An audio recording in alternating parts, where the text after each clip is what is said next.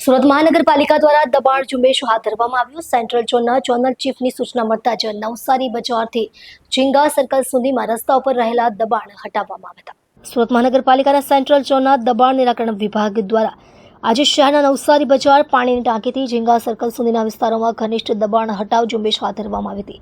Central ઝોનના કાર્યપાલક સુજલ પ્રજાપતિની સૂચના મળતા ગેરકાયદેસર દબાણો દૂર કરવામાં આવ્યા હતા। ઝુંબેશ દરમિયાન સેન્ટ્રલ ઝોનના સહાયક ઇજનેર, ટેકનિકલ સહાયક 2, બેલદાર 20 તથા 1 જીપ અને 2 મઝડા ટ્રક સહિતની ટીમ દ્વારા કામગીરી હાથ ધરવામાં આવી હતી।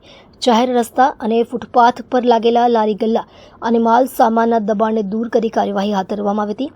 કાર્યવાહી દરમિયાન બંધ લારી, 1 કાઉન્ટર, કેબિન 2, ટેબલ સ્ટેન્ડ 8, લોખંડના કબાટ 5, પ્લાસ્ટિકની ટાંકી 2, ખુરશી, ટેબલ 4 અન્ય માલ સામાન કબજે લીધો હતો। સેન્ટ્રલ ઝોનના અધિકારીઓએ જણાવ્યું હતું કે આવા દબાણો સામાન્ય જનતાની અવરજવર માટે મુશ્કેલી ઊભી કરે છે।